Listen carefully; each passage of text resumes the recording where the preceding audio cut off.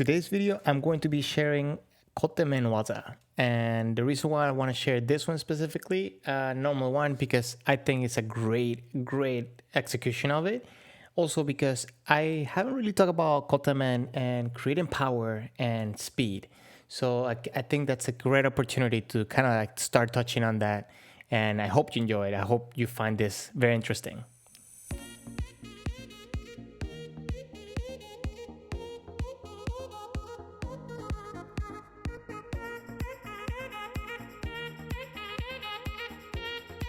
Welcome to a brand new Kendo Tips video. My name is Jose, I'm a Yondeng in Kendo, and if you're new here, you haven't already, please consider subscribing to the channel and hitting the notification bell so you know when I'm posting new videos. And remember, on Sundays at 3:30 p.m. I do live streams, so if you have any questions about this video or anything else in general, you can come live, ask about it, and you can watch some Kendo live with me, and you know, we can talk about Kendo and get better together. With that out of the way, I want to tell you today I want to share a Kote-men Waza and a little bit of an execution of a Hiki Waza, even though it wasn't successful, but I kind of just want to touch up for very quick seconds about it. Ideally, the plan with these videos is to not only share with you some of the things in my perspective on all these techniques, but also things that we can integrate in our Kendo, and hopefully we can start getting better and improving our Kendo throughout breaking down this video. So if you have any suggestions of any of the videos you want me to do or analyze, please leave it in the comments below so that way I can watch them, and you know, I'll start analyzing them and sharing them with you. Without further ado, let me show you what I have prepared for you. This video is from Hatakenaka Sensei, and I will leave the original video link below so you can watch the whole thing. Let me break down the two main things that I'm gonna talk about. The first one, it's the execution of the attempt for the Hiki Waza. So let me just play and put it here. Okay, so watch this. Even though it wasn't successful, I think it was a very good attempt.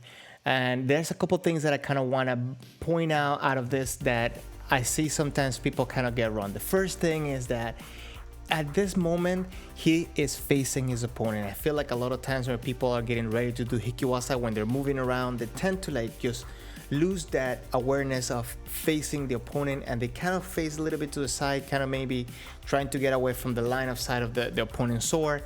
Whatever it is, you want to try to avoid that. You want to be in a position where you can execute a Waza flawlessly, and being in front with your opponent in front of you and your hands, your arms towards your opponent are number one thing. He is also not keeping his arms too close to his body. He's going to have a little bit of distance. Now, he's not pushing, he's not using Subasiri as a moment to like rough off his opponent.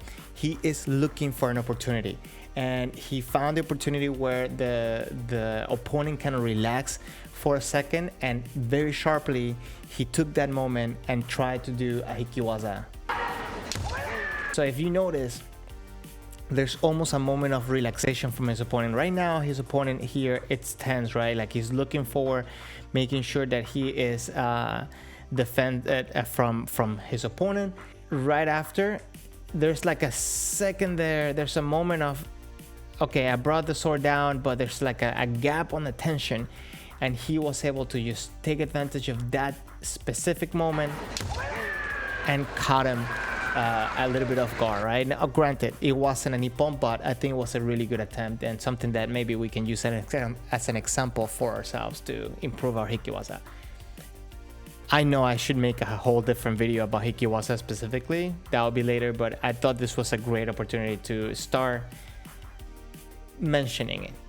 Anyways, so right here, I'm gonna let you watch the ippon, and it's just, there's a slow motion as well. Okay, so there's a couple things that I kind of want to mention out in this execution. Number one thing is the distance, right? So he is at a distance where he is kind of close, so he's using a very short fumikomiyashi, and then for the second one, he's also doing a very small one, right? Now, his opponent, I think at this point, he threw a kote forward, but he didn't came close, so that gave him the opportunity to execute that Kote-men with the distance that he did.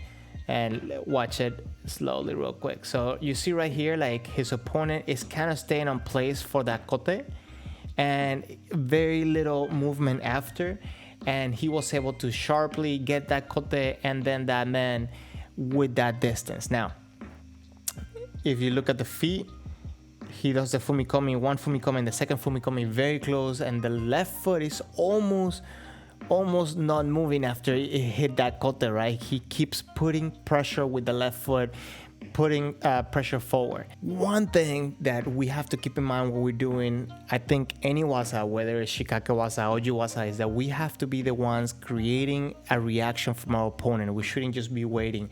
And I think here it's a good example of this, because he's coming in forward before the technique starts, before anything happens. He's coming in forward, closing the distance, creating pressure and creating momentum. At this point, he's already in motion, and that's when his opponent decides to start making the motion for that kote. And because he was already in motion, he was able to extend out for the kote and then of course get the man on that distance. Mechanically, there's one thing that I want to make sure I point out. I see a lot of times when people try to get speed on specifically rensoku waza and continuous waza, is that they tend to use the right arm to pull push the sword. I think you, first of all, that's slower. You also lose a lot of accuracy when you do that. If you notice here, what he's going to do with his right arm after it extends for the kote, he doesn't coil it back in order to get speed or strength in his sword, right? Everything comes from the left hand. So if you look at this, the right arm lines up straight forward, and then for the man, his right arm is pretty much stationary, and the left arm is the one creating the power by pushing and pulling the sword to bring the tip up and down to create the cut. Those, I think, are key factors that we need to practice on ourselves. So one of the things that I like to practice on my own, it's create those motions without moving my right arm back and forth. So ideally, one thing that I want to do is create power by moving my tip up and down using my left hand instead of using my right arm to bring the sword up and down. Now, like in all my other videos, one thing that I always like to point out is the footwork. Footwork is key. The main reason why he has so much strength and power on these techniques is because of his kick and tie and his ability to control his body with his footwork, with his motions, right?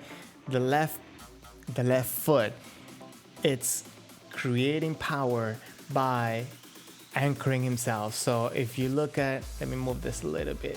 So if you look at the left foot right here, as I move forward, as soon as the foot lands, he's immediately anchoring it in order to create power and to go forward.